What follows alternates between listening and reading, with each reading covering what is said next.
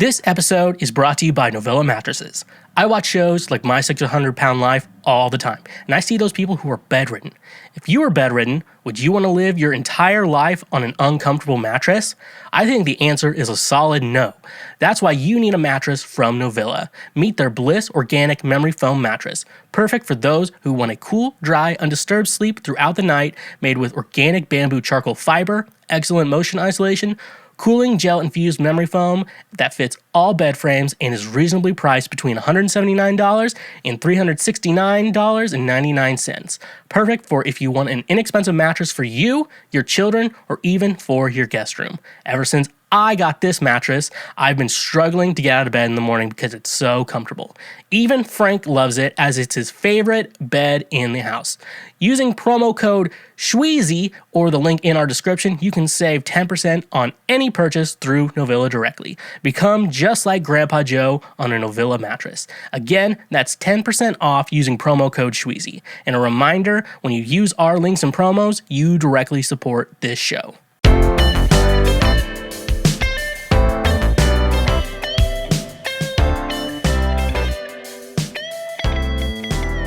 Hello, and what is going on, my fellow Schwoke Lords? What is up? Welcome to another episode of Cancel Schweezy. Cancel Schweezy, where I'm white and I am here to save the day. Welcome to the show today. It's literally our best episode ever. Like, I say that every week, but how could I ever be wrong? Have I ever been wrong about anything? Not that I can think of, because one thing, you know, when we were talking about my mouth... That's my hole. That's where it spits. So, yeah, I don't know why you're going to try to question me. We're barely into the show, and you're already questioning me about, like, my track record of when I've been right and when I've been wrong. That's very disrespectful. Congratulations. You played yourself. So, yeah, you played yourself, and I'm sorry that you played yourself, but you have... And you did. You had your chance, you blew it. Out of sight, out of mind. Shut your mouth, I just can't take it. Again and again and again and again. Da-na-na-no. Da-na-no-no-no-no-no-no-no. Da-na-no-no-no. Since you've been gone, I can't breathe for the first time. Anyways, though, like I said, I am white and I'm here to save the day. Help awaken all of you, get you all schwoke, my fellow schwoke lords. You're listening to, like I've always said, you're listening to a WAP, a wet-ass podcast. So, thank you so much. Welcome to the podcast today. Daddy is very happy you're here. Daddy. First of all, let's talk about what's really important. My music. My music is out on all music platforms. Wherever you stream your music, that could be Spotify, that could be Apple, that could be Tidal, that could be Deezer. You can buy it. Sure can buy it. Mainly I release it as a streaming kind of thing, but you can, and you should, and you will, because you're listening to the show right now. And when was the last time you listened to a podcast and you did not follow the directions of the person yelling into a microphone? That's never. You've always listened to someone. So I'm going to give you a couple more instructions besides go listen to my music, like Ride or Die Volume 2, or the first Ride or Die, or my EP King, or I have a single that is me doing a cover of the song It's Gonna Be May up there. So you're going to have to check that out. Obviously, you're going to have to check that out. For real, mainly. I identify as a fucking threat. That's one reason. The other reason is... This is the type of guy you get. So why would you try to fight me? Have you ever tried to fight me before? I haven't. Well, actually internally, but not externally. So you're going to have to do that. Like I said, you have to follow the directions of the person's podcast that you are listening to. Why not go follow me on social media? I'm trying to get those numbers pumping up. You know what I'm saying? Woo! Be gone, fuck! And so follow me at TheSchweezy. That's everywhere. And I mean everywhere. Everywhere. So go follow me there. I tweeted for the first time in forever this week about how Marvel should make a What If episode about the Charmin bears using a bidet. They take big bear dumps and they have to use a ton of toilet paper, obviously. They decided they're going to use Charmin, but for how many dumps they're taking, they're wasting money by not using a bidet. And we're pro bidet around here, folks. If you haven't got a bidet, get one. Get the cheap and easy Amazon one, or you can go ahead and get a more expensive one. Get the Total Washlet. If you own a house, what you can do is just buy a new toilet with one installed in it, or you can get the attachable one. I have one of the attachable ones, so Come on, Mark. Don't be stingy. without, obviously.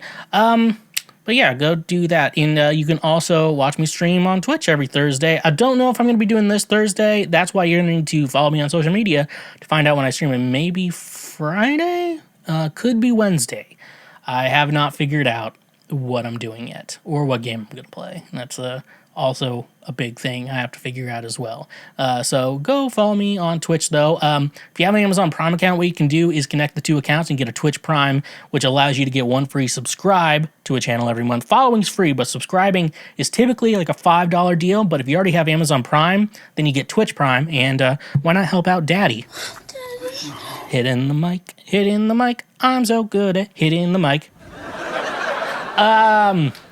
Yeah, so go do that. Go follow me on Twitch. And if you want to financially support the show, what you can do, I'm telling you, folks, what you can do is hit the Patreon up. The Patreon is just the one-stop shop to help financially support me and everything I'm doing in this life and in this world. And don't you want to make me say... And I really like that. Don't you want me to say... I like that. Don't you want me to say that shit?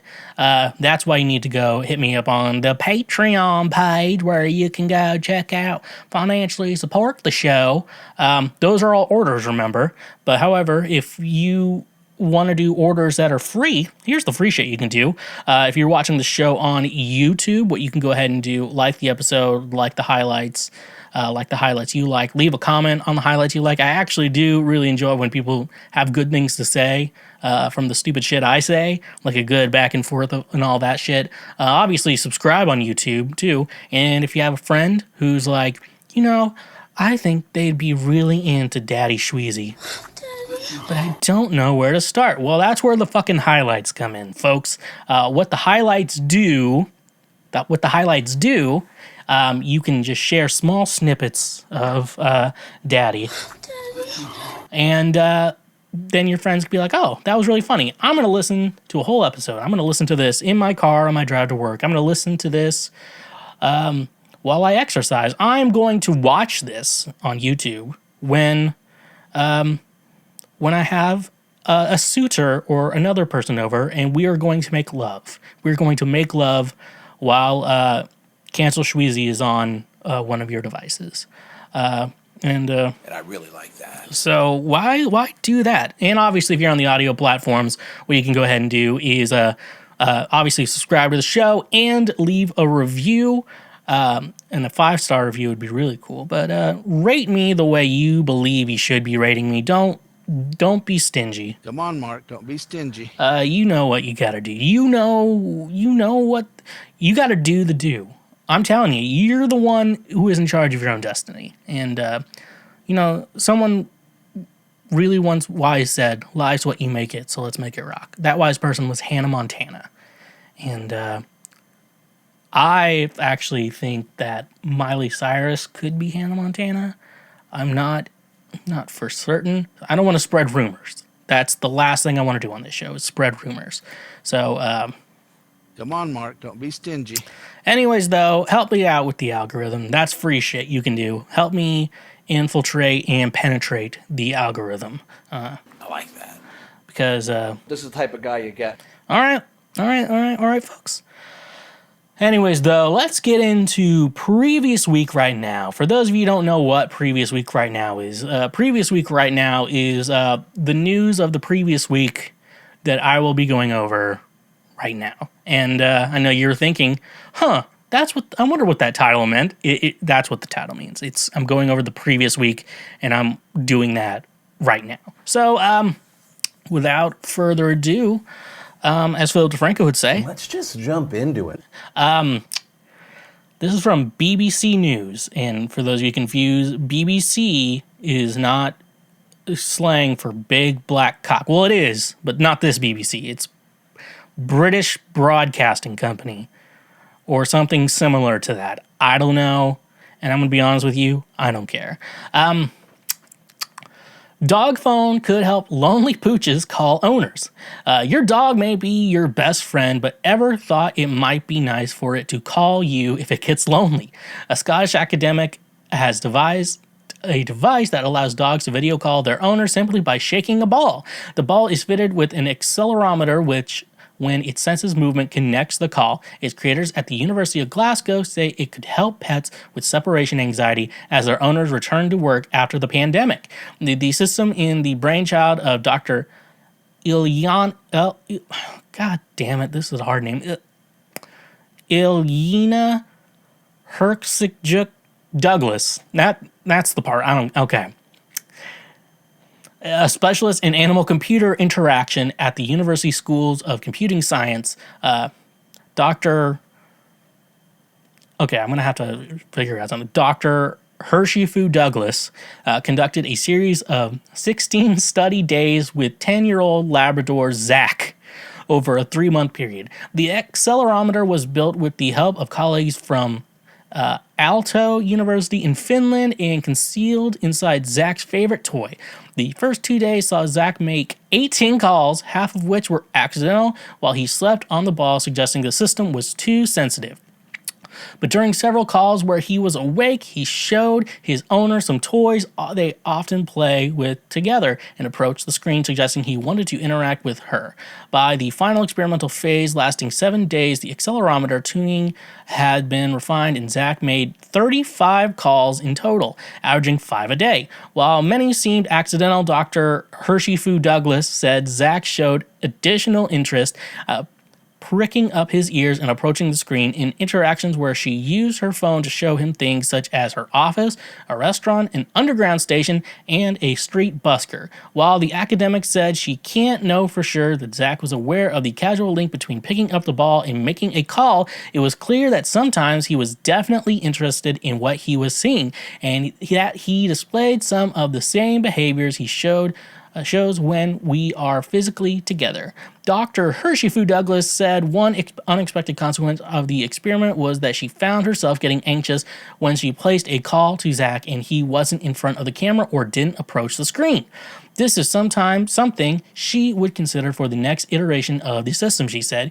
Whatever form that takes, we've taken another step towards developing some kind of dog internet, which gives pet more autonomy and control over their interactions with technology, she added.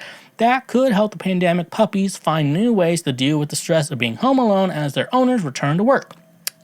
One dog welfare charity reported a 35% increase in people considering giving up so-called pandemic puppies after a change in their circumstance post-lockdown. So I have a lot to say about this. There's the obvious thing, those of you who know me, but then there's the not obvious stuff. So let's just go into it. I wish these things... I guess these things, first of all, these articles were made for people who are inside reading people, not jackasses on podcasts trying to read Ilyena Hersheyjuk Douglas. And so that's annoying. I don't know, I shouldn't be like name shaming. My real last name, my Christian last name is Schwegler. But I don't feel like that one's that hard. Once you learn the C is silent and it's Schwegler, it's not that hard. Like Schweezy, like the C is silent. That's the easiest thing. Just the C is silent. Some people are like Swegler or Schweezy. I'm like, don't do that. Don't do that. Stop. Stop. This is the type of guy you get. I identify as a fucking threat. But then it's like, obviously, the other thing is like pandemic puppies. Like, you are the worst piece of shit if you got a dog over the pandemic and then now that like things are going back to normal, you decided that it's like, I don't think I want this dog anymore. Fuck you and fuck everything. That's why we keep fucking having dog pounds and why some dogs are aggressive and shit. It's because shitty people shouldn't be allowed to have dogs. That's just that's that. And white people. A lot of white people too do that shit. And Pretty bold of you little fucks to assume that I'm not God. Is also something I would like to say to all people who got pandemic puppies who decided that they no longer want them.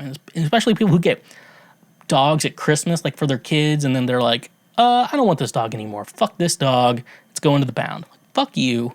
And I I hope your penis never gets touched. And if you have a vagina, I hope it gets so dry that like skin flakes off of it. I don't know if that's possible. I don't know, but I hope that happens to you. Like it gets so dry that skin just starts flaking off. Like it's like frosted flakes coming off your vagina. Also here, but the main thing I want to get into is the practicality of this idea. I live with a dog named Frank. He is a pug, and if you also didn't know, he is also an asshole. Frank is the easiest dog to keep alive. Like if he has to go to the bathroom, you obviously let him out at normal times, but if he really has to go, like he'll just run to the door, like scratch the doorknob, scratch the doorknob and shit, and then you'll open it up, leave it cracked, and then when he gets done, he just comes right back inside. We don't have like a fenced yard or anything, so that's one benefit of Frank. Another benefit, like he likes to have his food bowl always have food in it, but he actually is very good at portion control, which is very bad for me who wants him to get really fat.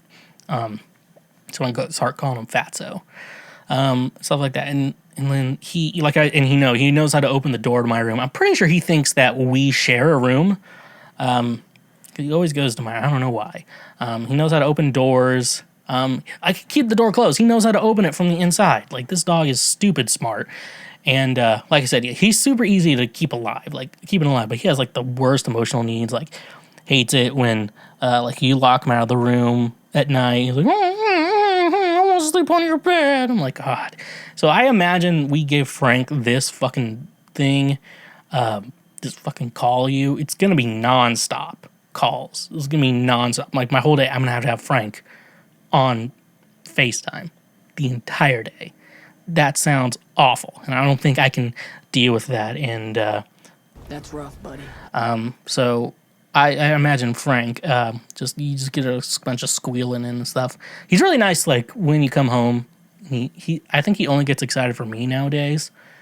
He always checks on the door, but he only gets excited when I come home or someone new, like someone else comes over or whatever. He only gets excited for me, and that's how you know I'm the best.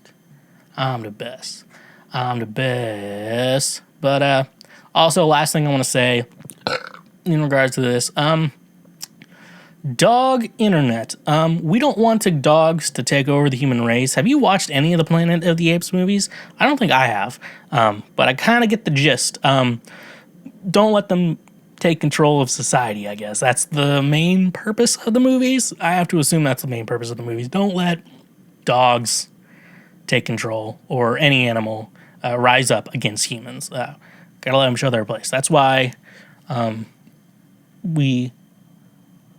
Frank doesn't like getting his nails cut. He gets really pissy. Imagine that in charge of you. That's rough, buddy. Okay. Yeah, that's all I have to say on that. Ooh, guess what we got? Who we got an update on? I like that, and I really like that. This is from the Tennessean, my hometown. This is not my hometown. My town's magazine. Garth Brooks teaches a masterclass in entertainment at the Ryman show. What happens when you order a Garth Brooks cocktail? Jesus Christ. Garth Brooks cocktail. That's just like a roofie, but you die. Garth Brooks cocktail. Jesus Christ. Oh my God. A Garth Brooks cocktail. What do you get when you order a Garth Brooks cocktail? Jesus Christ. Oh my God. Where are the bodies, Garth? That's a good question. Where are the bodies? The last thing some people saw before the trunk closes was Garth's face. Anyways, let me read the article. Oh my gosh. You start with a hearty pour of George Strait, add a dash of James Taylor, toss in a few shots of Bob Seger, a bit of Randy Travis, and a touch Billy Joel. That was not what I was thinking. Okay. Mix it together with plenty of other musical ingredients, and you're served an overwhelming night of overflowing night of Brooks on stage at the Ryman Auditorium. I think Garth was like holding a gun. I'm gonna kill you and your family if you don't write nice things about me. I'm telling you what. The Country Music Hall of Famer and sometime CMA Award Entertainer of the Year returned to the historic concert hall Friday for the first of 2 sold-out solo nights. Brooks played 3 acoustic gigs total in Nashville this week, kicking off Thursday with a one-night performance at the Grand Ole Opry House. And unlike the Nissan Stadium show derailed by severe storms earlier this year, this only moments that resembled lightning was when Brooks darted across the stage to onlookers, thunderously smacking the back of Ryman pews. Not too bad for a guy who once said he was so humbled by the Ryman stage that he didn't step foot inside the room until 2002, years after his career launched. Oh, here we go.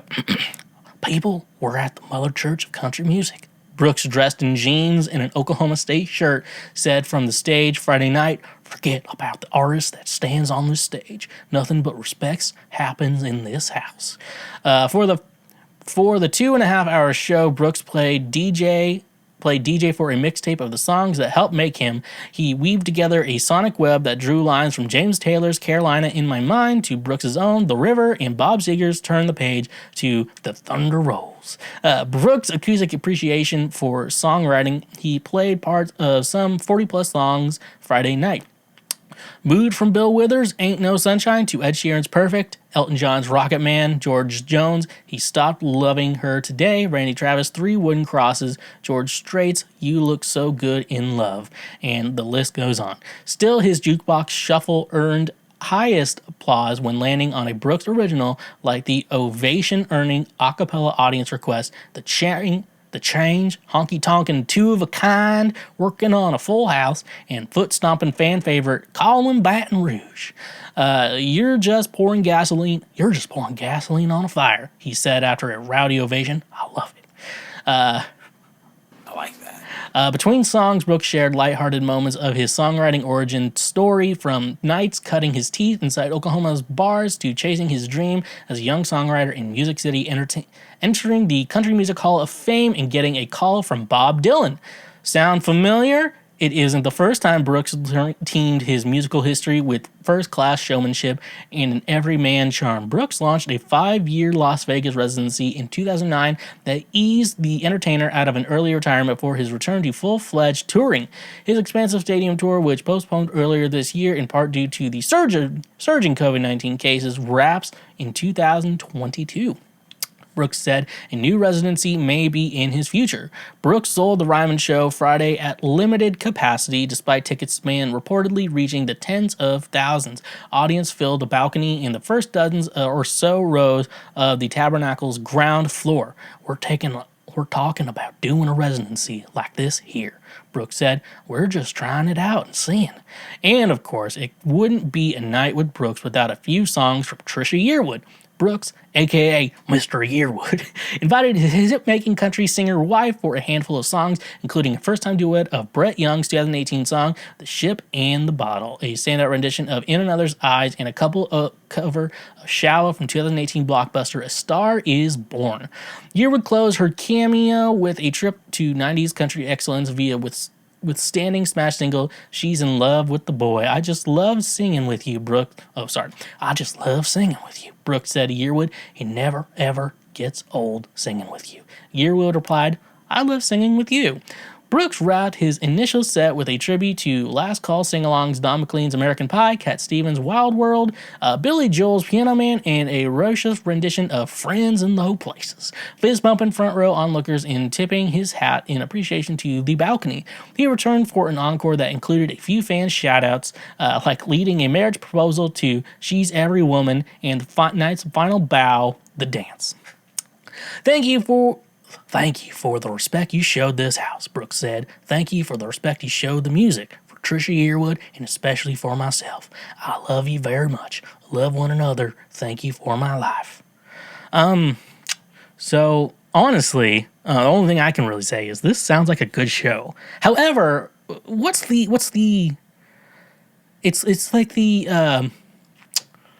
like, yes, I would have a really nice time enjoying him playing music, but I also might die. not just die, be murdered at the hands of the guy who entertained you. He'll come up to you, he's like, thank you for coming out to the show. I really appreciate it. And then he's like, try this Garth Brooks cocktail. and then he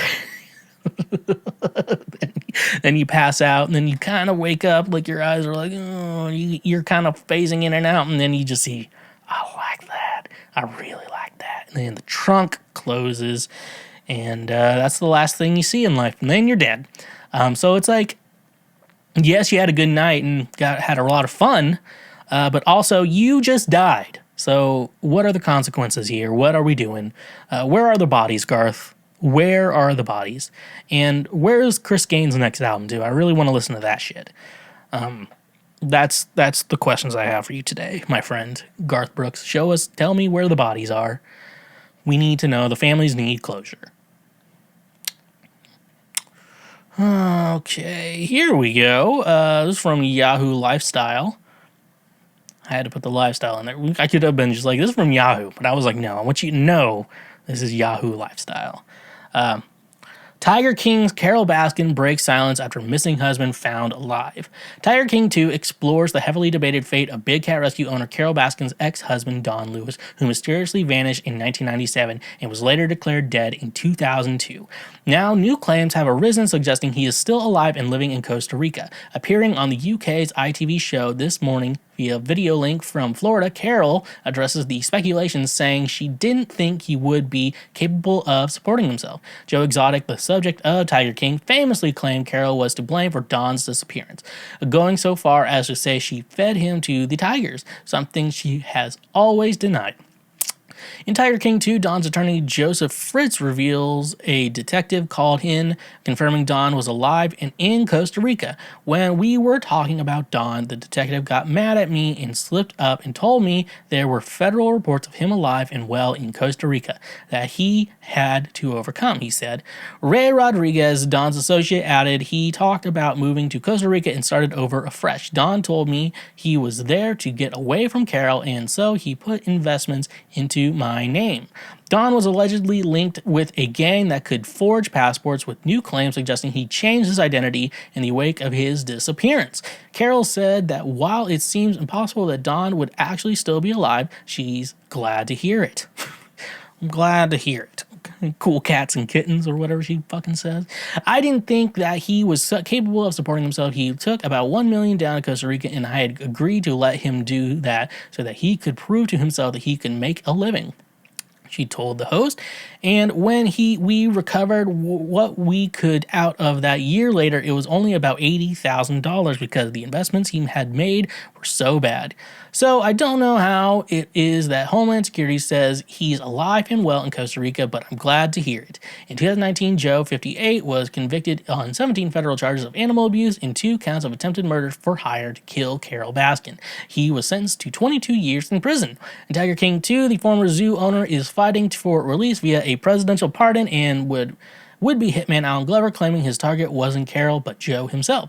Carole has slammed the producers for creating a series based on lies by focusing on a made-up feud with Joe rather than focusing on animal abusers.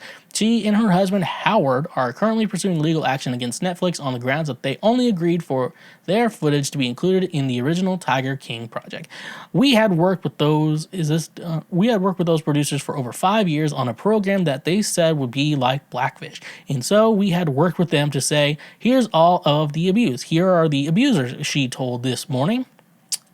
But then instead of making it about the animals, they made it about a made-up feud. I've never even spoken with Joe Exotic. My husband is the person who handled the lawsuit when he tried to use our name in order to ruin our reputation. And so it's all based on lies. I have been in the same room as him, Joe Exotic, in court, but I've never spoken to him, she said. Joe's former friend Jeff Lowe, who took over the GW Zoo after the Tiger King imprisonment, closed it permanently last August after its federal animal exhibition license was suspended. Carole won the court control of the zoo later in the year when the judge ruled she would be allowed to take over the property. She sold it this year.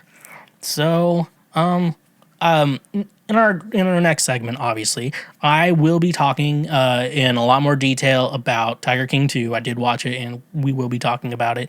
But they did not go over this in Tiger King 2. It ended with Don Lewis. Sorry, I'm going to spoil it for someone. Don Lewis is still missing, and if you have any evidence, please call this number. I think they said that in the end of it. So, but there's a lot of he said, she said in this. We don't have actual proof Don Lewis is still alive. Like, we need actual proof that Don is still alive in Costa Rica.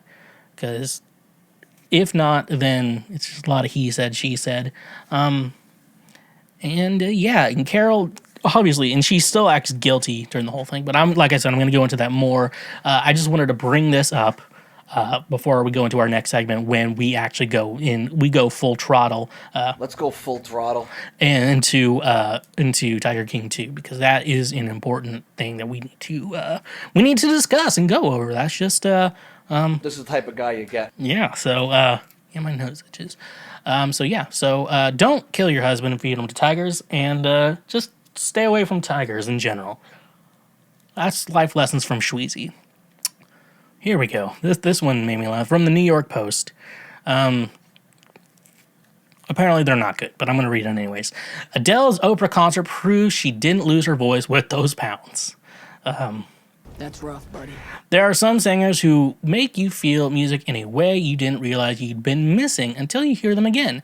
Someone like Barbra Streisand, someone like Whitney Houston, and now someone like Adele. So to hear the 15-time Grammy winner in Adele's One Night Only, a CBS concert special, pre-taped at LA's Griffith Observatory with the Hollywood sign in the backdrop, was a revelation all over again Sunday, 6 years after the release of 25, 5 days before she releases its much anticipated follow-up 30 on Friday, with a who's who in the audience from Leonardo DiCaprio and Lizzo to Drake, James Corden, and Melissa McCarthy. Adele, now 33, received standing ovations after standing ovation as she reminded everyone about that voice and her unique ability for rolling in the emotional deep.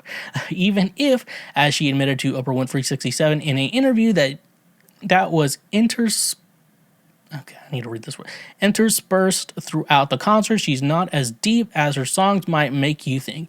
It was precisely the kind of self-effacing self-realization that makes you connect with Adele despite her seemingly otherworldly gifts. Looking resplendent in a sparkly, form-fitting black gown that showed off her 100-pound weight loss while still looking classic Adele, the superstar naturally opened the concert with Hello, the song she told Whitney that she'll probably have to begin every show with for the rest of her life. Oprah Winfrey. Here are and on other hits such as Someone Like You, When We Were Young, and her current #1 single, Easy on Me. She sounded even better than you remember her sounding. Although with a taped concert, it's hard to tell how much tweaking was done in post-production. But one thing's for sure, she's proved that she hasn't lost one bit that vocal power along with those 100 pounds or somewhere around there. As she told Winfrey, having the Oprah interview interspersed between numbers, it was hard for the concert to have any real kind of flow, but Adele did offer a peek into 30 by debuting some material from her new album. One track, the Elton-esque piano ballad and upcoming single I Drink Wine, was performed after Adele discussed her own issues with alcohol driven by her alcoholic father. It took my dad from me, she told Winfrey, before revealing that after her split from ex-husband Simon Konecki, 47, she stopped drinking and started working out to keep me sort of centered. But Adele told Winfrey that she still has nothing but love for Konecki, who was also in the audience along with their 9-year-old son, Angelo. I think Simon probably saved my life, to be honest with you, she said. The stability that he and Angelo have given me, no one else would have ever been able to give me, especially at the time in my life. I was so young, and I think I would have got a bit lost of it, and I could have easily gone down some dodgy paths.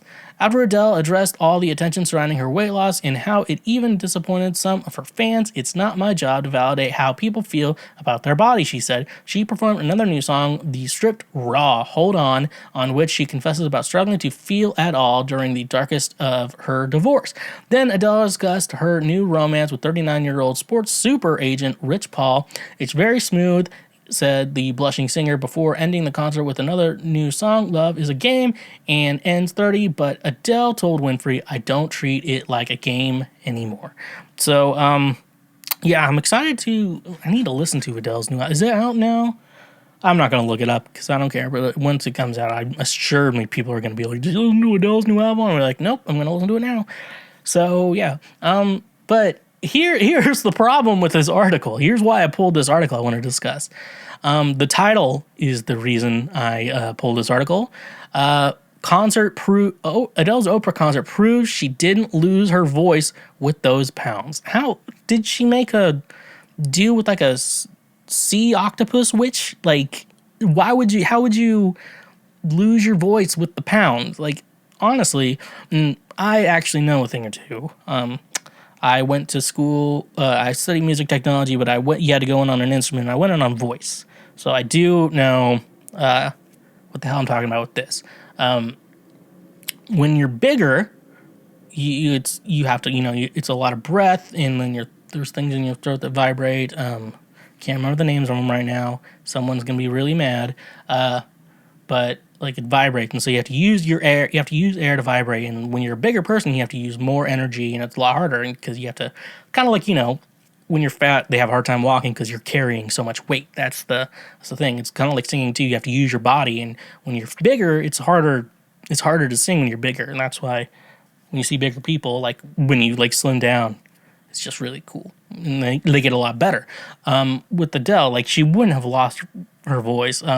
Anything, she would have gotten better at singing with losing weight because she was bigger, obviously, and she had to work a lot harder to sing when she was already a great singer when she was big, and then now she's lost the weight.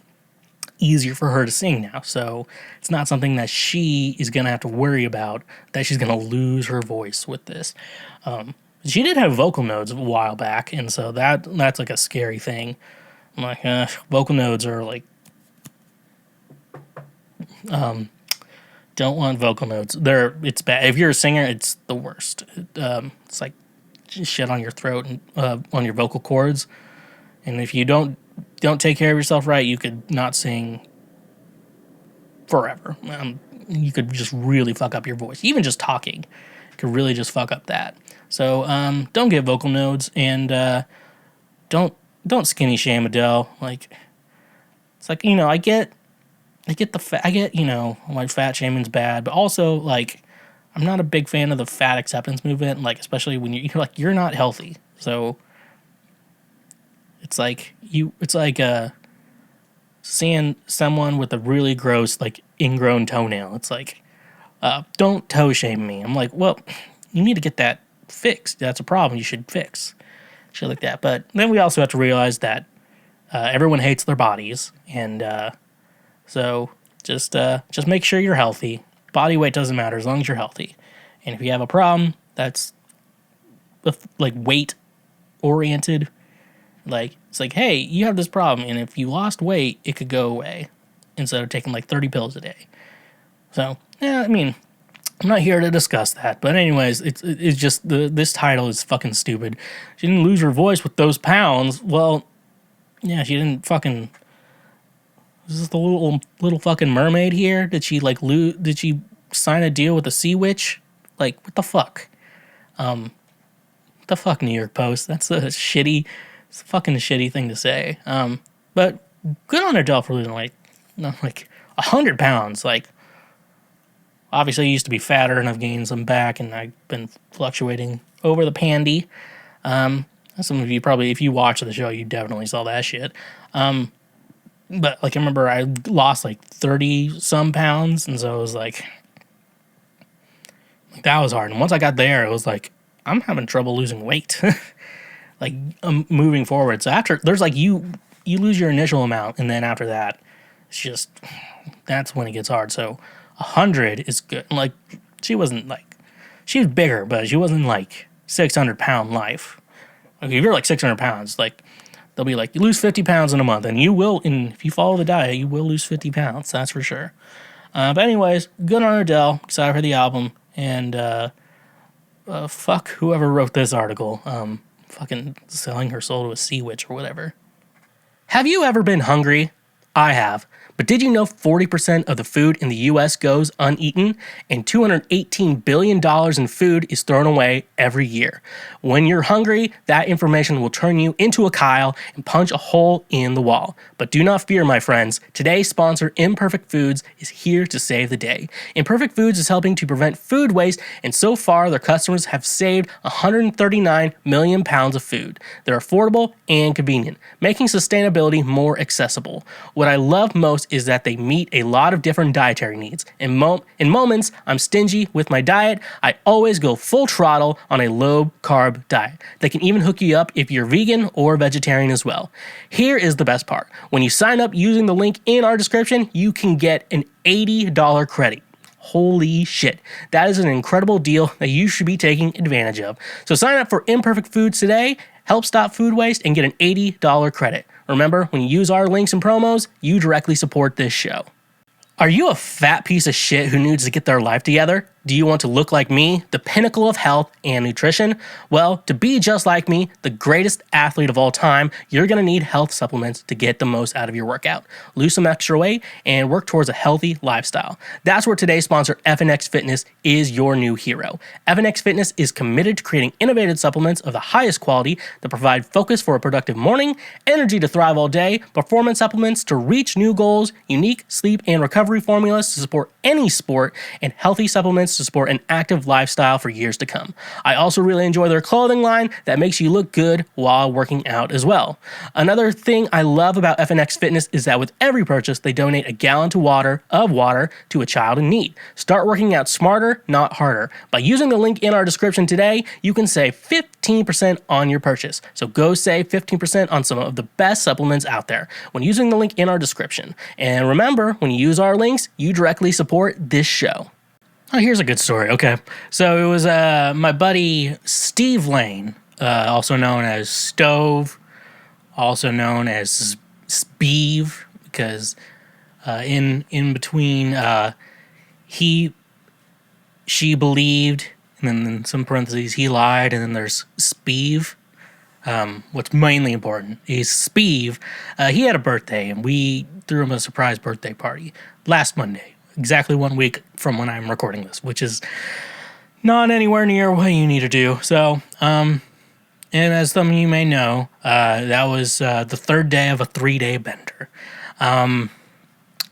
Is that important? It will be later on in this story, so don't touch that dial. Remember when I used to say that? I forgot. I was looking at my iPad. Did not set up the soundboard for this. Will it reconnect? Will it reconnect? Oh, come on, don't be stingy. Come on, soundboard, don't be stingy. Alright, we'll see what happens. Maybe I have to re-download that. But no, it was Steve's birthday. And so everyone thought, hey, let's take him to go-karting because he's a very competitive guy, like a little over-competitive. And if you didn't know, Steve was the guy who forced us all to watch Nightmare on Elm Street and Evil Dead 2 when we all mutually agreed to watch Halloween Town. So, Come on, Mark. Don't be stingy. Okay, I got the soundboard up. So anyways, it was his birthday. I showed up a little bit later than everyone else. Mondays are podcast days, and so I'm always very busy. I had to record new ad reads and everything. So I was being a little stingy. I can't make it out for dinner, but I'll kind of show up kind of when you guys start kart racing. And so I did. I showed up when they were kart racing. It was a place called Music City Indoor Karting. And some of you may know that obviously the pinnacle of creative business names in Nashville, Tennessee is Music City, and then in parentheses, your business. Music City Laundromat. Music City Dildos. Music City Stingy Bitches. Come on, Mark. Don't be stingy. Music City Spa. Music City, I can name all these, and I'm going to be honest with you. There's going to be that business is going to exist. That business is going to, if I say Music City Tacos, I'm 100% sure that exists in Nashville. Music City Sex Shop. I have to imagine that has to exist, and I have to imagine it's a very scary building to go into. Anyways, though, so we went there, and they had mini golf too. So I showed up right in time to do mini golf because obviously I had podcast shit I had to do, and being on the third day of a 3-day bender, obviously you're not going to show up on time to that shit. So anyway, and so and then we played like mini golf, and then they were like, we're gonna close in like 15 minutes, and we were like, we didn't want to be those assholes who like stayed forever, but then so we did that very fast, and I'm gonna be honest with you, I didn't pay to do mini golf. I thought I was gonna have to pay, but I didn't, so I just kind of snuck that shit in, and I played mini golf. And for let the record show, I defeated Steve in mini golf. I did defeat him. It was kind of speed mini golf, but I did beat Steve, the birthday boy. No remorse for anyone's birthday. The world is tough out there. This is the type of guy you get. So, Come on, Mark. Don't be stingy. and Mark would be Steve in this situation. So that was fun. I beat Steve in speed mini golf, and he kind of cried like a little bitch. I like to assume. Some of you would call it revisionist history.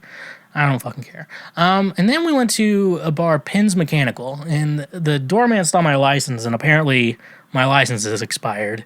And then he's like, I don't think I can let you in because of this. I'm like, my options are, I'm like, first of all, at one point, this was a valid license. And if someone was bringing a fake license, the license isn't going to be expired. Second of all, I'm not driving here. I'm just wanting to walk into a bar. You just have to confirm my age. That's what the IDs are for, confirming my age. And I am 28 years old. 7 years over the legal drinking age limit. Drinking a lot of drinks in the last 7 years, legally. And so he's like, well, and I was just like, well, I just won't drink, just mark my hands or whatever. And he's like, well, there's a cover charge. I'm like, there's not a cover charge for this bar, you dumbass. And then my friend, I didn't have any cash on me. My friend gave him, well, he was like, the cover charge is $10. I'm like, does anyone have cash on them? And then my friend's like, I have $8. He's like, that's fine. I'm like, well, you bitch. So fuck that guy, the doorman at that venue. But however, I did have a friend, and I guess the other guys knew him too, have been on the podcast. There's a reason I'm not going to say his name, but he gave us like a ton of free shots.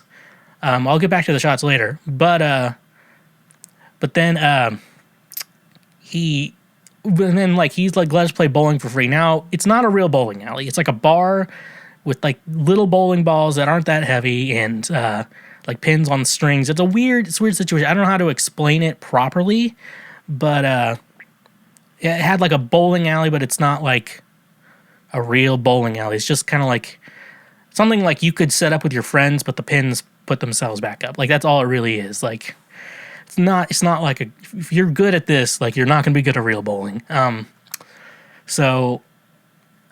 Which I mean, like, I like the bar because, like, if your friend, like, because sometimes, like, you want to go out with your friends, but then you have, like, some friends who are sober, and I'm not going to shame anyone there. I'm not shaming the sober types because sometimes you had a rough experience. You had a rough time at one point. So, I think it'd be fun. Like, there's an activity, like, you can drink and there's also an activity. So it's not just, like, being sober, like, hey, guys, how's it going? And shit like that. Anyways, though, so we did get, like, free bowling, which is awesome because we knew the bartender, which we will not name because he gave us free bowling and a lot of free drinks. So, that's the thing. So, and he's also been on the one of the podcasts I've done before. So, and I guess because of that, what my friends told me, all the since it wasn't, like, suspicious or anything, they put them all down as pop punk bands. And I was obviously Blink-182. I had to take that. TJ Marr of Ghost Town Remedy, don't listen to that band. They suck. He was Weezer because he's a virgin. I think my friend Megan, she was Jimmy Eat World. And then their band photographer, Riley, he cannot remember the band. I asked my friends what their band was, what the band he had. I want to say could be Simple Plan. They had My Chemical Romance. Yeah. I think that's how it was. Yeah, they had My Chemical Romance. So, we'll carry on. So, and I just have to say, in regards to this episode, and this is an actual true statement. Like, some people may be thinking I'm lying here. I actually won bowling that night. Third day of the bender, I defeated everyone on that side at bowling. Steve won't let me on his side because I'll beat him. I usually, like, last time I went bowling with them, Steve was on the other side too, which I'm thinking Steve is threatened by me, is the only logical thing to say here. Steve is jealous of me. I am better at him at Fortnite, and that's why he doesn't want to play with us when we play Fortnite. And I'm better at him at bowling. I'm better than TJ and his girlfriend and our friend Megan. But I think she might have quit halfway through and someone else took her spot. Damn it, dude, the soundboard dropped. But I'm better than all of them at bowling from that one match. So, in conclusion, I am the greatest bowler of all time. And there's no... How are you going to confirm that? Because I was there, and I actually did beat them. I don't want to be like... People are going to be like, you're probably just joking that you won and pretending you're... I actually did beat them, and I was actually really happy. I'm like, I'm just so happy I beat TJ. That was like all I was like happy about. I'm just so happy I beat TJ. And so, yeah, and like I said, like I've been saying here, if you've been paying attention, if you checked out last week's episode, you will know that I was on the third day of a 3-day bender. I think I had the week before was pretty rough, and so I was just like, you know what?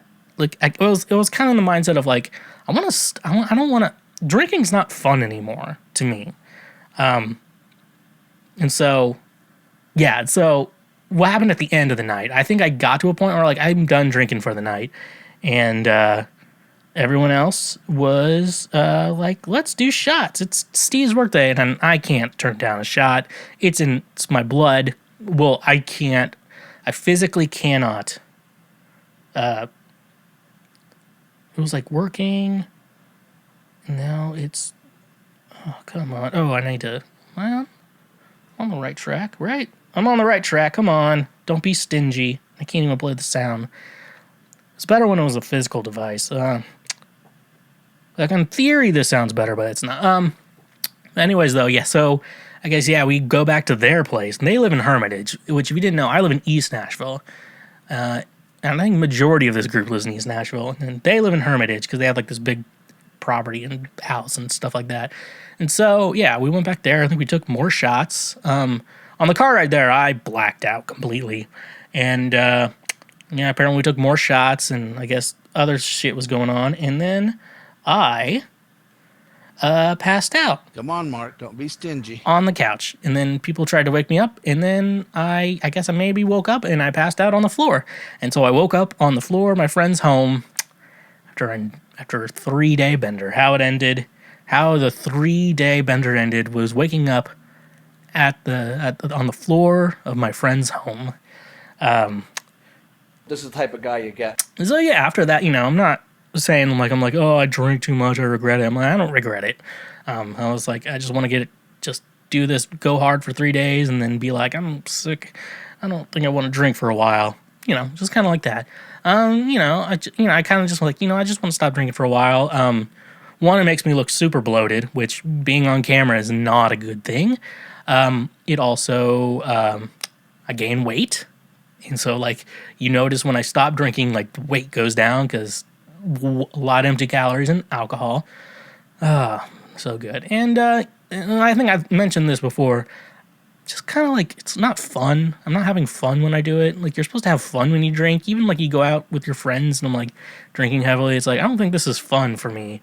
So I gotta find that fun feeling. It's just more like, I'm drinking to fall asleep or drinking to feel good. It's not fun anymore. So, I'm just taking some time off from the bottle, just being me, just have problems sleeping, and where my falling asleep is stingy. Come on, Mark, don't be stingy. So, yeah, I guess... This is the type of guy you get. So, for sobriety... Let's go full throttle. Yeah. Okay, so like I mentioned earlier in the episode, I did binge Tiger King 2. Can't necessarily say it's better than the first one. Gonna be honest with y'all, I can't necessarily say it's better, but it's very interesting. Interesting enough for me to talk about on this podcast. So, it obviously dropped on Netflix, like, feels like a couple days ago. Could have been, it's sometime last week, when this episode airs, sometime in the last week. And if you're a watcher of this channel, you know, like, you know, we go over the news, and if anything Tiger King related comes up that I'm interested in, like, I cover it. So we covered a lot of Joe Exotic trying to get the pardon from former disgraced president Donald Trump. But he never got it, and there's like a lot of things. And I guess they like almost scheduled a meeting. Like, I guess the team that was helping him get a pardon get a meeting, and then he got COVID, and so that sucks. And I think I also, I can't remember what episode. There's so many of these. We're at, like, this is 54, so we got a lot of these out now. So and so yeah, I went, you know, on Discovery Plus. Like, I saw a bunch of Joe Exotic stuff, and like trying to get on the tail end of the Tiger King phenomenon after Netflix is. I'm like, we can make some content off this too, right? And they were like, I guess, yeah, we can. And so they did. And it wasn't as good as Tiger King, but it was just like Tiger King was like a really good documentary. And then and then what this Discovery Plus stuff had was just kind of like lazy and fun to watch. I mean, I love watching that shit. It's always really fun for me to watch that. Yeah, I mean, it's not as good. It wasn't as good as the Netflix documentary. But like, I remember mainly, minus going over like the pardon on the show. I think I've gone over in the past how Joe Exotic could have been framed for the attempt hit for hire of Carole fucking Baskin. And so I did talk about that a lot, and like some of it kind of made a little bit of sense. And I'm like, yeah, there's probably a little bit more. But I don't know if Joe is like 100% innocent in this.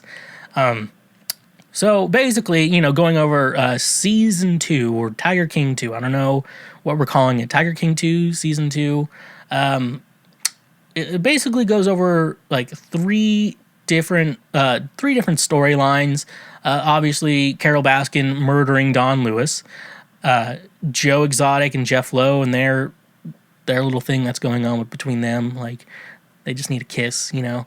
And then Tim Stark is the new guy. So we got a lot to cover. We got a lot to cover here. So let's just jump into it. So first I want to talk about like Joe and Jeff, like their feud, which I really do think there's some sexual rivalry there, or there's some sexual tension. Mostly on Joe's end, probably. I could see Jeff being like, you know, all right, guy, and shit like that. So yeah, I did talk over the Discovery Plus sloppy seconds Joe set up, and this kind of goes into a little bit more detail on that, where I guess the bald guy Alan was like, yeah, there's more to the story here, and then it's weird where like I don't know all of it, but so I assume if you hired someone to kill someone, wouldn't the guy you hired be in trouble too? That's a good question, folks. That's a good question. I identify as a fucking threat. So, I guess there's more that went on. And I'm going to be honest, I might not have been paying full attention to this. I don't think it was during the bender, but I don't think my brain cells were fully functioning. But, yeah, and so... Oh, yeah, and then, like, Joe was, like, fully on... like, all of his recordings were in prison on the phone thing, which I'm wondering about that. Like, how much can you actually record shit in prison? I mean, it looked like he was through like the phone thing, you know, talking through, and it wasn't very well framed. It was like, this is the best footage we got and the best recording we got. And obviously thinking about like prison, like, yeah, that makes a lot of sense. And, you know, if you call someone on the phone and stuff like that and you record the phone call, yeah, I mean, this is the type of guy you get. You know what they say. I guess so. Yeah, I guess they did somewhat set up, you know, like setting up Joe to take the fall, but like in the end, they both kind of wanted to kill Carole fucking Baskin, because like she obviously the lawsuit, they lost the lawsuit. She was going to take over the zoo and everything. And so they're like, we got to kill this bitch. And I think they both like wanted to, but usually when I hear like, man, wish that person, I want to kill that person, you know, you don't actually mean it. You just like, it'd be convenient if they just drop dead. Like, I don't actually want to go out and kill them. That's how normal people think. That's how I think. I shouldn't be the ground level for normal. Just saying. So, I mean, that's the whole thing. And then I guess they moved the zoo and the animals to a different place in Oklahoma, FYI. So there's that. Oh, and then Jeff and his wife Lauren, and then they kind of came across as like somewhat predatory, which I don't know if predatory is the right word, but I also don't want to speak on any of these women's behalf. I have to say that. I'm just going to talk about what I watched on the documentary. And so they would hire women in the zoo, and that way they'd have threesomes. They have like code 69 on the walkie-talkie and shit like that. And so, yeah, like I said, I don't know. I don't think they interviewed many of these women, or else I didn't pay attention to it. But their stories should be heard. FYI, their stories should be heard. But the Lauren is very interesting to me because very good. I think Lauren's very pretty, obviously. And you know, and we hear about this idea how, you know, good women who are good looking always end up with rich guys. Doesn't matter what the rich guy looks like. That's how this just happens, you know. The secret to a youthful look is your balls drained for a man. But you know, I don't want to shame any woman who only wants to date a rich man, you know, and shit like that. I mean, like if the only thing you got going for you is your looks, like, I mean, once you hit 24 or 30, like you're out of there. I think Lauren just turned 32, so let's see how much longer she is gonna last in this. You know, they have a kid together, so like she's gonna be in his life no matter what. So you get the it's like when you get a new iPhone, like you got to get the upgrades, you know, that shit. But the weird thing about Lauren though is she seems very smart, and why would she be? And then our Ed Hardy shirt wearing friend Jeff, he's just a con artist. Like he probably does have a good amount of money, but like, is their love real? Like, is their love real? I mean, she just turned 30, so we could learn very soon if love is dead from what Lauren would say to us on what's happening. So we never know here, but they're like predators, and they're using these women for sex and stuff like that. Like, I mean, like in my mind, it's like, well, if it's consensual, but was it consensual? Don't ask me. What does Jeff Lowe look like naked? Honestly, someone sent me a link. Hey, this is Jeff Lowe naked. I mean, I would click it and look at it, but do I want to see it? No. This is the type of guy you get. No, you know, I know his flaccid penis is very small. Hard could be fine, but you know he's a grower. Like, he looks like a grower, you know? And there's no shame in that, folks. There's no shame in being a grower. Well, yeah, and then they had like this lawyer on the show. His name's like John Phillips.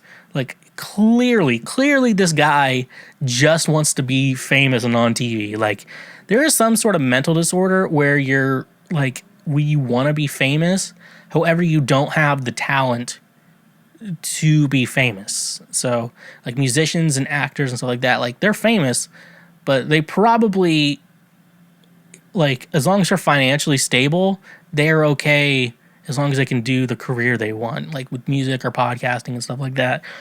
This guy's a lawyer, so he's clearly making probably a decent living, especially he's trying getting these celebrity cases. If you want to consider these people celebrities, it's just trash people. And so, like, first he initially wants to look into the disappearance of like Don Lewis. So they try to like get all this information and stuff like that. And so like they do that, and then they air a commercial during when Carole fucking Baskin was on Dancing with the Stars and like stuff like that. And then the family of Don Lewis was like, probably not. And they were like, we're going to let you go. And so then he's like, I still got to ride this train. And so he starts working for Jeff and Joe and trying to kind of get testimonials out of them and Alan and the fat redhead guy, you know, who's business entrepreneur and shit like that. Entrepreneur, some would say. And so, like, you know, obviously stuff like that. I don't know how much was on camera that I paid attention to. See if Joe can be removed from prison. But, like, yeah, like I said, he clearly just wants to be famous. Like, he was on an episode of Let's Make a Deal. They showed it during the documentary and stuff like that. It's like, it's just very clear that this guy just really wants to be famous. And he just, like, saw Tiger King, like, this is my ticket. He's like, a reality show with that needs legal advice. This is my ticket. This is my ticket to be getting famous. And it's kind of like, buddy, we kind of see through. I don't know how good of a lawyer he actually is. I mean, it was very bold to show, air a commercial. It's like, if you know anything about Don Lewis's disappearance, please call us. Like, that was pretty fucking bold and pretty fucking funny too. Honestly, that's funnier. Actually, I don't know, that's really funny. But like, if you know anything about the disappearance of Carole's ex-husband, please give us that. Please give us that information. Then we go into Don Lewis. We go into more like Don Lewis. So I think they told most of everything on Carole's side.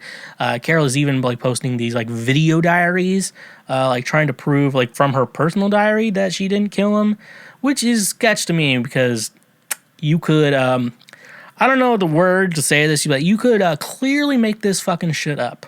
That like this is my alibi, and obviously I don't want to get into the whole case. Because you didn't watch season 1 of Tiger King. That's your fault. That's not my fault. That is your fault. But this is more like with Don, like searching for this missing persons case, Don Lewis. And I've talked before on like previously, if you check out the whole episode, but if you're checking out the highlights, then you may need to check out the full episode. I did talk about how they recently did say that Don Lewis is alive and well in Costa Rica. Until we get some proof, it's someone's words, it's whatever, yeah, you know. And I did talk about a previous episode about, like, a boyfriend of Carole's that she lived with, you know, and her son, about how she was, like, cold and a terrible, shitty person and stuff like that. And, like, don't talk to me and don't come into this part of the house. And, like, to her, like, boyfriend's son. Like, she really is a terrible person. Like, and why I think she is suing Netflix, like we did talk about earlier in the episode, is because she wanted to be like the savior, because they wanted it to be like Blackfish, but for like big cats. But they're obviously going a little bit more in that. And like in, you know, the very, you know, Tiger King, the original Tiger King, the main purpose of it was that, you know, Joe Exotic, Jeff Lowe, Doc Antle, they're clearly, these are not like good, they're okay living conditions for these animals, but they're not good living conditions for these animals. And that's what Carole was trying to like talk about, how like they abuse animals. But then you learn that she does the same shit.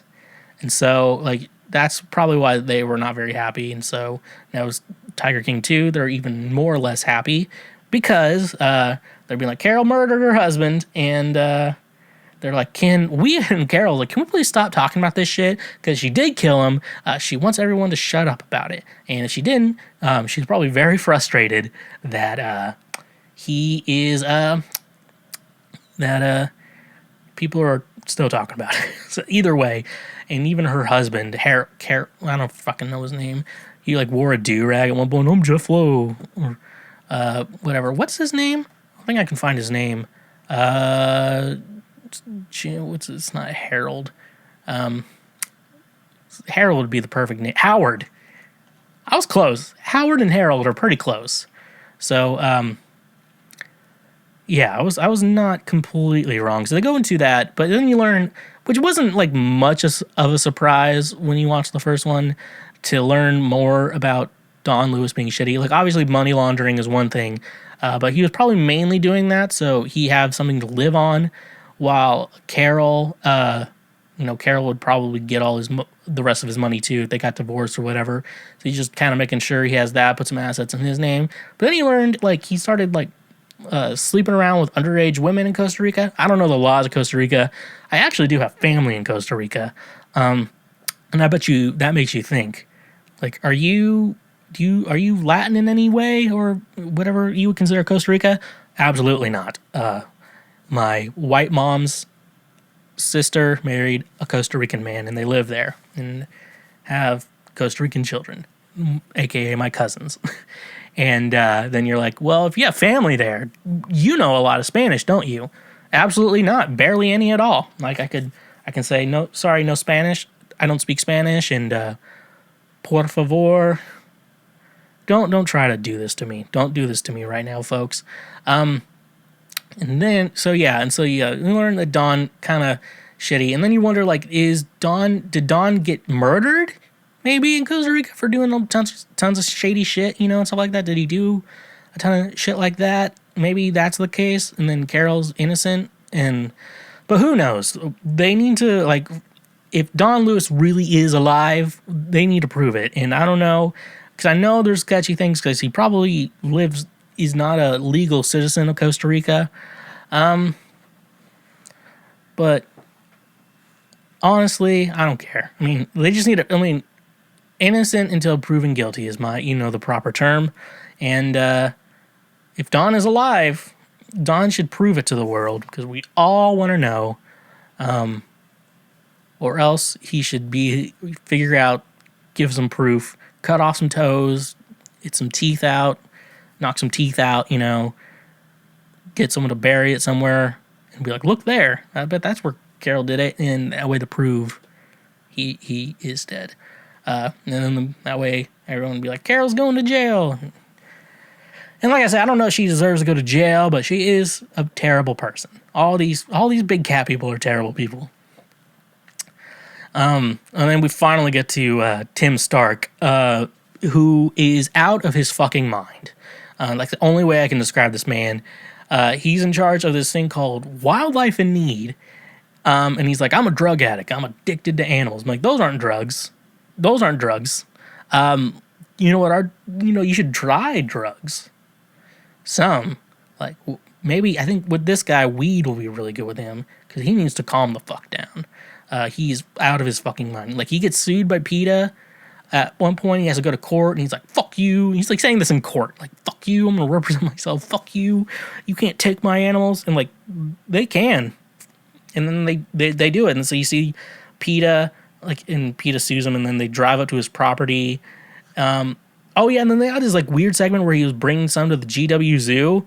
But basically what happens is he basically put all his animals in, like, a trailer with, like, no proper ventilation or air conditioning, or probably proper amounts of water as well. And he's not, like, taking care of it, like, on his way. And so he, like, stops, and he's in Indiana. He stops in St. Louis for a booty call, from what I've been told. And then he drives, like, and then all the animals in there are dead by the time they get there. And they're like, yeah, we had to bury, like, they're like, yeah, we had to bury a lot of animals. It's not good. And, so then back to that. So, like, the cops show up, and they're like, you have to leave the property. You have to be, like, at least a mile away. And then he tells the cops, like, oh, so sniper range. And then, like, the cops, like, okay, we're not going to deal with that shit. They're obviously telling him that. But then you realize, like, if he wasn't white, if he said that to a cop, he'd be dead. He'd be immediately dead. And honestly, any person you say that to a white person, saying that to a cop, like, they have at least have somewhat reasonable cause to shoot him, but they didn't, because he's white, obviously. So that's a whole other debate I'm not getting into right now. But then, like, they have to take away all his animals, and then they find, like, hidden on the property, a trailer filled with a bunch of other animals that probably almost died again. I'm like, do you know how to, like, how do you know how to take care of this? Like, like, putting him in a hot trailer with no ventilation or water is bad. It's a bad thing to do. And it's probably not. And you'd be like, fuck you, get off my land. I can't believe you're doing this to me. Fuck you. And, like, that's all he said. That's Tim Stark. And so I'm excited to see where his journey goes. He might need, I don't know if he needs prison, but he could definitely use, probably weed would be really good for him. He needs like a downer. Like he needs to like chill the fuck out. And stuff like that. So, in my conclusion, Tiger King 2, I mean, it was interesting to a bit, but like compared to the first one, it's okay. It's not, they're trying to go off the sensation that was the first one. Definitely didn't live up to it, but you're also kind of interested in these. You're already like into these stories, so you kind of want to know what is like going on with everyone, like what's going on afterwards, and then all this new shit comes up and everything like that. So you learn that, and also concluded, as I already knew, big cat people are out of their fucking minds, and I could give any of you a lesson. Don't get involved with any of them. They're out of their minds. You shouldn't get involved with any of them. Please listen to me when I tell you this, okay? Let's go full throttle. You wouldn't download a car, so why should these random websites get your credit card information? The solution to that is today's sponsor, Privacy. Privacy is the first payment product that keeps your personal information private, while being even more convenient than using a physical payment card online. Privacy empowers you to protect your physical card information. Each merchant you share your card information with puts you more at risk to hackers or data breaches. Why not use a privacy card instead? By creating a virtual card with privacy for each merchant you shop with, your physical card is safe and secure. Privacy cards can be paused or closed at any time, preventing any future transactions from being authorized. Privacy cards can also be single-use, meaning they close after just one authorized transaction. One of my favorite ways to use Privacy is for any service with a free trial that requires a credit card to sign up. You can just cancel at any time, and that way you're not getting charged every month and you're not forgetting about that ongoing subscription. But wait, there's more. By using the link in our description, you can get $5 to spend anywhere. That's money that you get to use. So start paying the smart way with Privacy. And remember, when you use our links, you directly support this show. Do you ever just casually solve world hunger and think, I wish I could get alcohol delivered to me? Well, lucky for you, today's sponsor Drizly is here to the rescue. Drizly gets all your favorite beer, seltzer, wine, whiskey, and much more delivered directly to your home. With their easy-to-use mobile app, we are getting one step closer to never leaving our homes. You know it's saying something when it's being praised as the Amazon for liquor. Drizly is my go-to app for getting all the booze I need so I can do other things. So using our links in the description today, you can save $5 off your purchase through Drizly. Drizly has proprietary ID verification technology that it provides to its retail partners that allow drivers to scan IDs for more than a barcode to make sure the purchaser is over 21 years old in the US and of legal drinking age in Canada. Retailers on Drizly may have a minimum order or delivery fee, so using our link in the description, get $5 off your first order with Drizly. And remember, when you use our links, you directly support this show. It's been a long day without you, my friend, and I'll tell you all about it when I give you advice again, which will be right now. So, Come on, Mark. Don't be stingy. anyways, let's just get right into it. I'm going to solve all your problems, and you're going to have to take my advice, because like we mentioned before, when have you ever not followed the instructions of a podcast? So, question, the first one we got. How in the world do I shave my ass?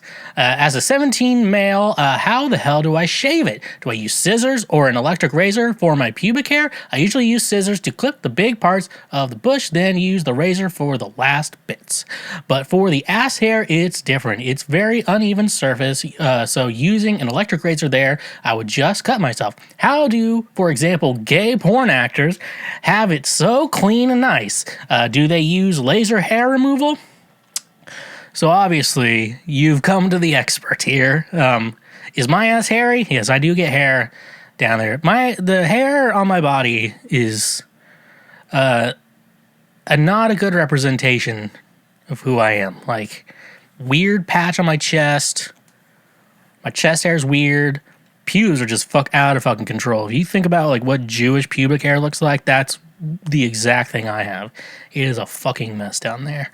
People are like, why do you manscape? I'm like, it's I need to. Like, it's gross. So, obviously, to help you out here on your situation, there's a couple things you could do. Now, there are electric razors out there. There is a very specific one that a lot of podcasts sponsor, that are sponsored by a lot of podcasts. Not mine though. We have the best sponsors only, and if they in the future sponsor us, then they do. But there's a big name brand of electric razors for manscaping. A lot of times you can you could Google specific razors or electric razors that are good for manscaping. So that's a good idea for you to get involved with. A lot of times there are cheaper options than the big name one that's on most podcasts. FYI. So that's one option you do have. So you could get that.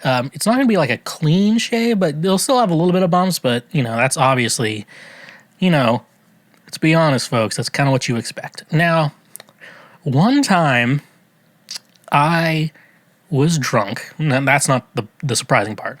I was drunk where I was with friends, and my friend, who will name nameless, had like this girl who wasn't his girlfriend or whatever, but they were together basically.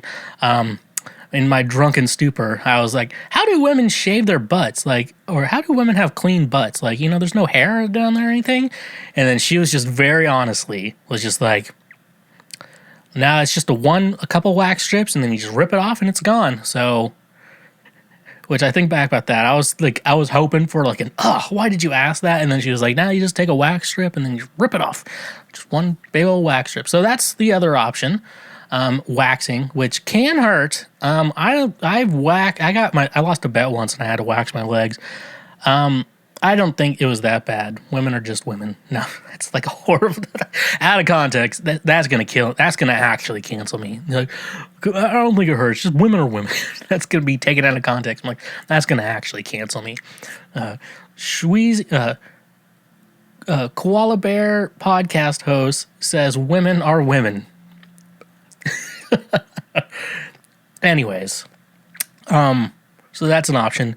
Another option, though, I maybe bought like the bad rent. So you could try Nair. I think they do make, I did see something like they make like a Nair for men, specifically for pubic area and stuff like that. But you gotta kind of be a little stingy. Come on, Mark, don't be stingy. When you use it, what you have to do is you need to get plastic gloves too. So plastic gloves, get it all on there, put it on the area. You got to let it sit for a couple minutes, then hop in the shower, let it dry off. That's a good way to get rid of it too. So there's a lot of different ways to get that clean, smooth asshole that all men wish they had. Let's be honest. No man's like, there's men out there who's like, I won't shave my asshole, but if that hair just magically went away, that'd be great. And some men do laser hair removal. I don't know a lot about it on the dick. I feel there's weird, but like women, it's kind of like, I don't know. I haven't thought about laser hair removal a lot.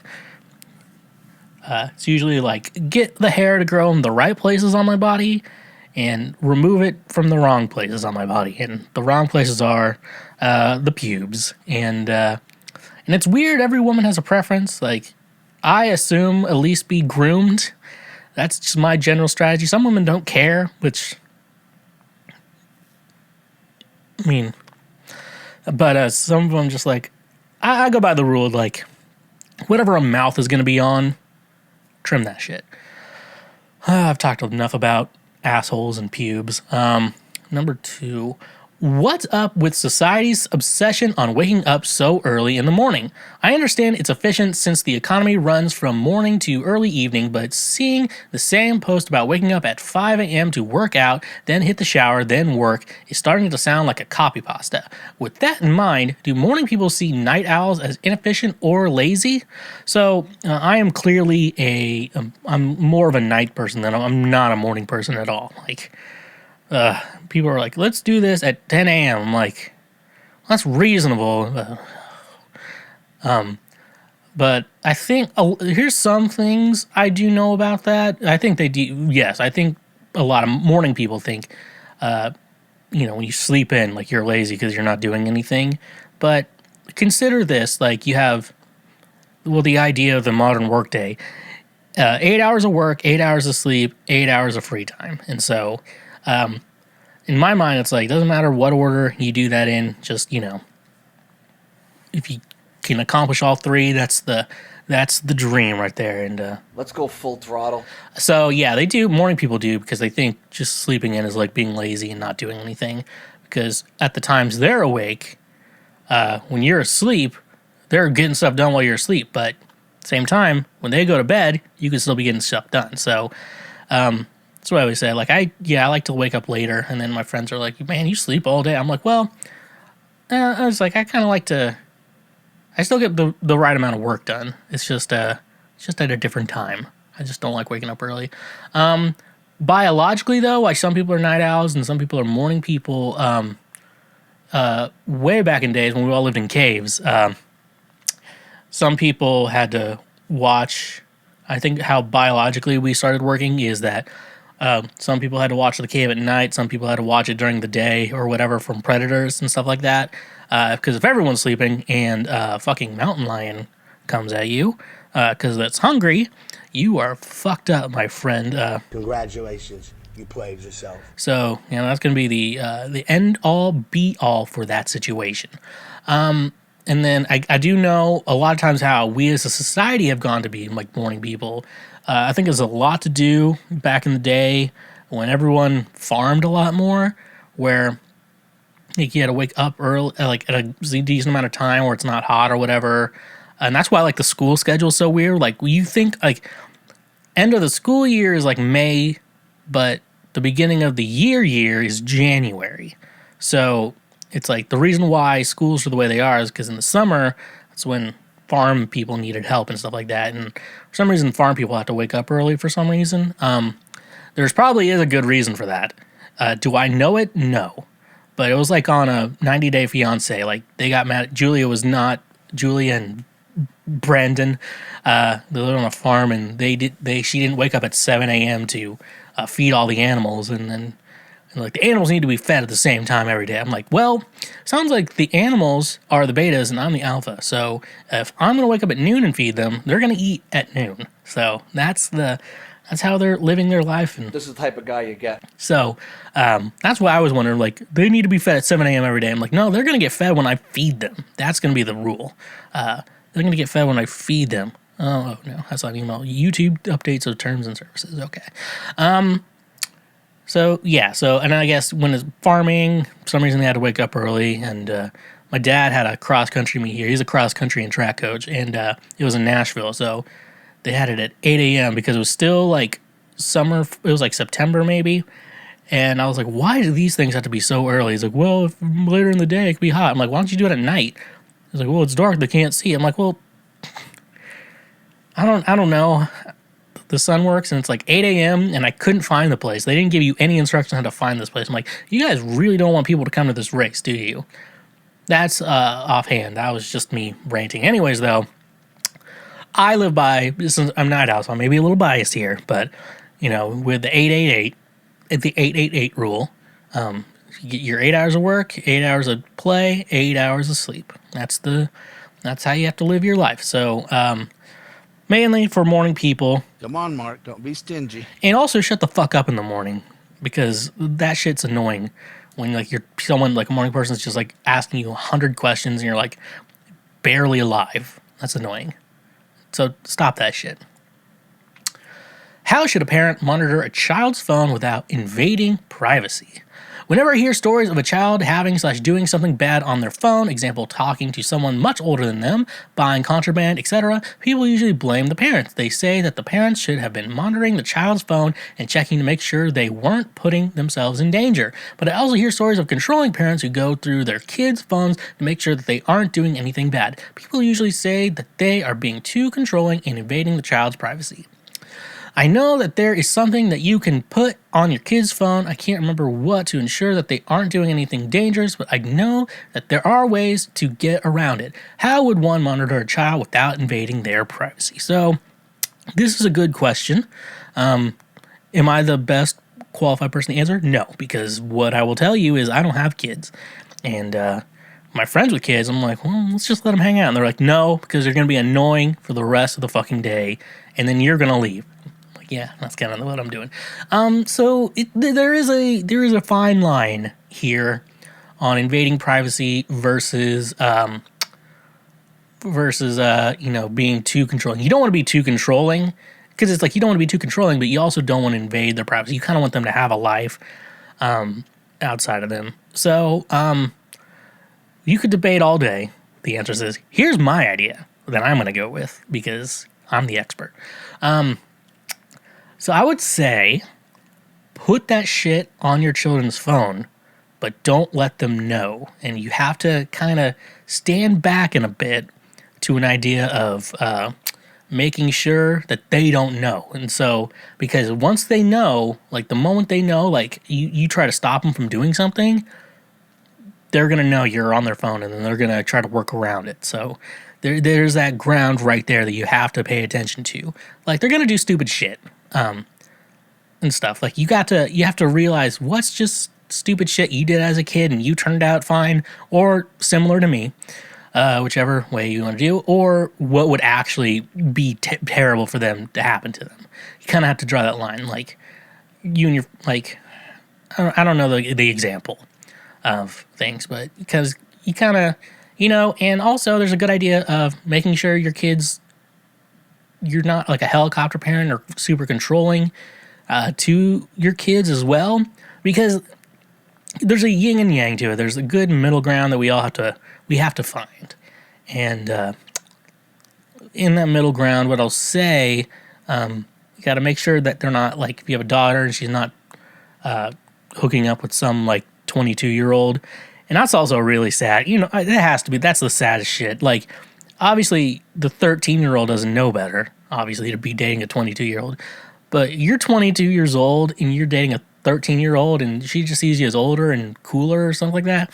Like, you're a fucking loser. But yeah, so that's my best advice I'll give you here. Monitor everything they're doing, but don't let them know. And you have to make sure it's a really, really, really bad thing before kind of trying to stop them. And maybe there's a way where you accidentally run into them somewhere. That's you think they're in danger too. You're like, oh, hey, he's like, who's this? And there's TV shit that you can do. Like wear a disguise and stuff like that. You can always do that. That's always an option. Like people were like, that's a stupid thing to don't do that. I'm like, it's always an option. It's always an option. So yes, moral of the story is monitor what they're doing, but make sure they don't know and don't do anything unless it's really bad. Okay, another one we got here. Do old people clog toilets more than young people? My in-laws always clog my damn toilets, and no one else does. Is it possible this is an age thing, big poops, or just my specific in-law situation? So, as we've all learned many lessons into our lives, everyone is different. All our poops are different. All our bowels are different. Genetics also play a thing into there. Old people, though, sounds like your in-laws, though, they could be taking a lot of fiber. So that could be just flushing them out. Big old knockers. Now, does your wife have weird toilet habits? Because that's also a weird thing you could do, but maybe it's just your in-laws that are causing the situation in your situation. What you can also blame. So yeah, could just be them. They just may have weird shit. They probably both just have weird things. But you could also have a weird toilet. Now you don't say it's only just my specific in-law situation. Oh, it's probably just one person who just takes massive poops. I don't think it's going to be a good idea to be blaming all old people for massive shits. Only thing I can say is that person probably does. And it's probably just a them thing. We all poop a little bit differently. Like some people only poop once a day. Some people poop maybe once a week. It's weird. And the weird thing that some doctors will say, as long as you yourself are not in pain, like it doesn't matter how often you poop, as long as it eventually does come out. It's a weird thing. I would say at least once a day feels natural. But yeah, it sounds like there are specific in-laws, or you just have a really shitty toilet, which we do. I think the toilet I'm using right now, you have to hold down that handle thing or whatever a couple of seconds for everything to go down. If you don't, like, when someone else is using the toilet, because like you can still see toilet paper and shit. But yeah, no, it sounds like a very specific in-law needs to unclog your toilet every time they use it, because their asshole was not made for your toilet, and they use the toilets. So, with everyone here, with all respect, That's rough, buddy. why do people look at my shirt while I'm working? I work at a restaurant and we have to wear a black shirt and it doesn't show any skin at all. Sometimes when I'm talking to guests who walk in the door, I notice after making eye contact, they look down at my chest area. It's not like there's anything scandalous there that would make them do that. It makes me worried my eye contact is like scaring them or something. Oh, honey. I'm gonna make a guess, like you just started in the workforce, or this is like your first job. I'm gonna be honest with you. Yeah, they're staring at your boobs. It happens. Now, here's the thing with boobs. All men, we look at every woman's boobs. Doesn't matter who you are. And a lot of times it's not like a sexual thing either. We just look at your boobs. Now, if they're hanging out, we're going to be excited. But when they're not, we're still going to look at them. That's just how men's minds work. We always look at boobs. And not even if you're not even a boob guy, we're still going to look at your chest. It's just how it is. Now, there's how you work with that is how some men should be. You shouldn't be like, look at those honkers, and then stare, make obvious looking that they're just staring at your chest. You shouldn't do that. That's not what's gonna happen. So my best advice for the women out there with boobs and the men out there with boobs, but when you're a woman, the boobs are gonna be stared at a little bit more. Men are gonna look at your chest. It's gonna happen. How they do react to it and how they work should not be tolerated, and you should not tolerate that shit. You could be like, excuse me, my eyes are up here. Like when women look at my hair, I'm like, excuse me, my eyes are down here. And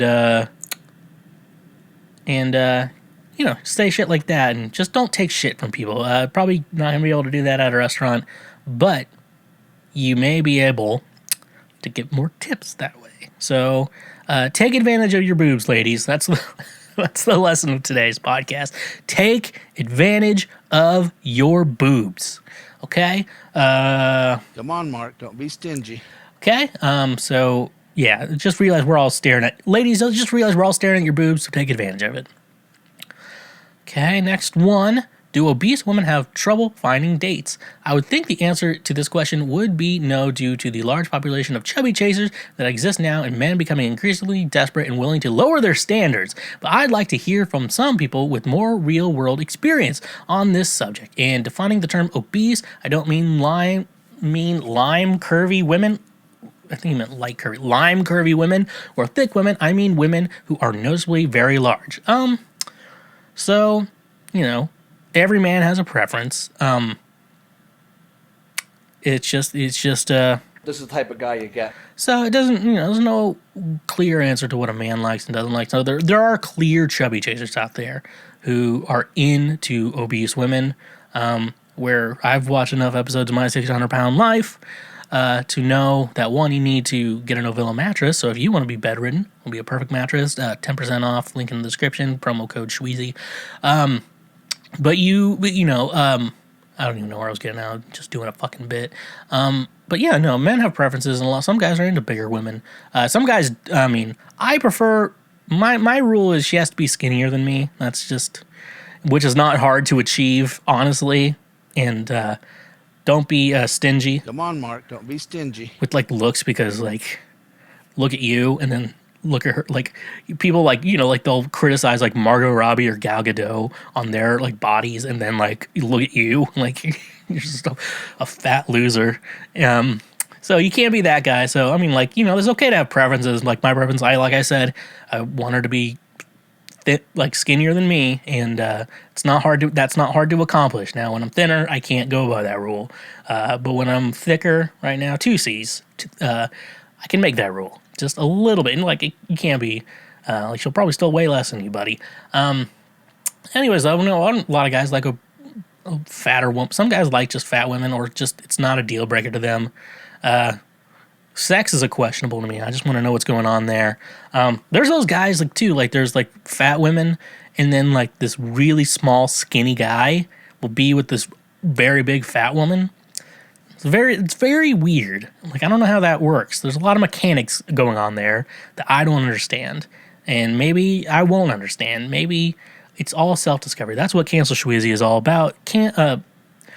Discovery and figuring out life through me talking nonsense. And so, yeah, some guys are into that. Some guys are okay with that. Some guys, some guys do lower their standards.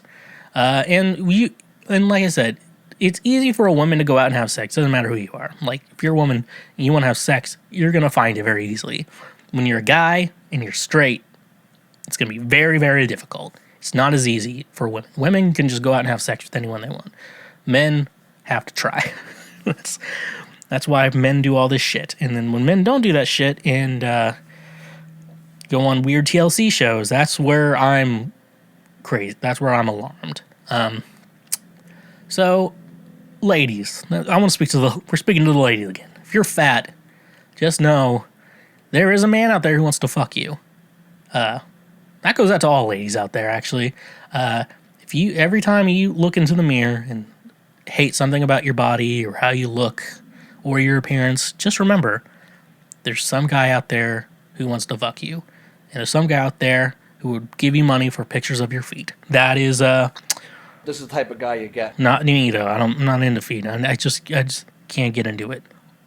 So I'm sorry. It sounds like I do, and I'm just trying to deny, but I don't know. Sometimes in porn it'll happen. I'm like, it's like boob jobs. Like I don't think those are good either. I'm not that into them either. So it's like, okay, can we go back to your mouth, please? Anyways, last question of the evening. Let's just end it here. Evening or morning, I don't give a shit when you're listening to this. If a male who can still get erections, no problem, takes Viagra, will it cause adverse problems since they can still get erections without the help of Viagra? I've been wanting to ask a family member or friend, but cannot get myself to do so, as it's rather very embarrassing for me. I apologize if this is a dumb question.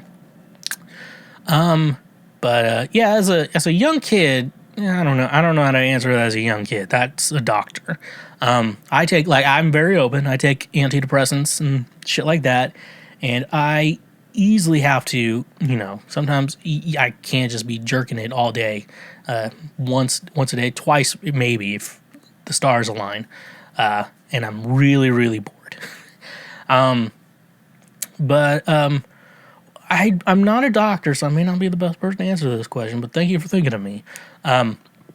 What could happen is if you can't get an erection without it, it could be a problem.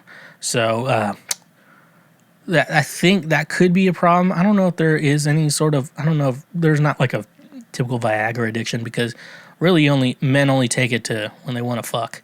That's usually I identify as a fucking threat. So, so when you're young, you didn't say your age, but yeah, if you're having problems, don't worry, go to a doctor, get some. I don't think it's, it's more embarrassing to be like, I'm sorry, I'm having trouble getting hard, or I'm just struggling, struggling. It's more embarrassing to do that than be like, hold on, let me take a Viagra so we can go full throttle. Let's go full throttle. I think that's the less embarrassing. I'm like, okay, yeah, I have a little bit of a problem. I take antidepressants, so it's going to be more enjoyable for both of us. So give yourself that confidence, fellas. Take that Viagra. Take 2, take 3. But if you can't do it without it, maybe ease off of it for a while, and eventually you'll get one on your own again, I guess. That probably didn't be a good answer, but it is the best answer. And with that being said, that's how we are ending today's episode of Cancel Schweezy. Thank you so much, everyone, ladies and gents. This is the moment you waited for. It means the world to me that you were here and you finished the episode today and every day that you come here. Let's go full throttle.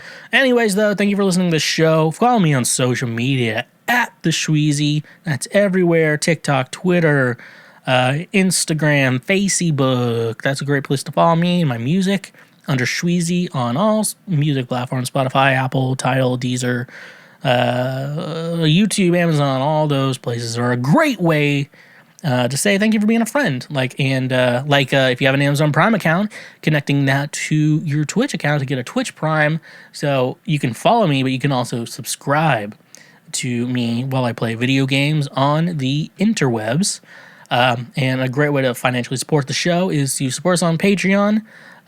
Do a great way to say thank you for being a friend. But free shit, like I'm saying, YouTube, for those watching the video, what you can do, like the episode, like the highlights you like, share the highlights you like, comment on them. I want to interact, if you're a dick, I'm not going to respond. But, I'm very interested in what other people have to say and your thoughts on things. So please do that. Obviously, if you are on the audio-only platforms, what you can always go ahead and do is leave a review, give us a 5, 4, 3, 2, 1 star rating, and share with your friends. Share highlights, share everything with your friends. That's a great way to say thank you for being a friend. Travel down this road and back again. If your heart is true, you're a pal and a confidant. So, with that being said, let's end this properly. Honk if you love butt drugs, and stay awesome. Believe it or not, Schweg isn't at home. Please leave a message at the beep. I must be out, or I'd pick up the phone. Where could I be? Believe it or not, I'm not home. Hey, look at you, hun. You just finished a full episode of Cancel Schweezy. Thank you so much. Make sure, wherever you're watching or listening to the show, that you press the subscribe button and leave us a review as well. Like always, I just want to remind you once again to stay awesome.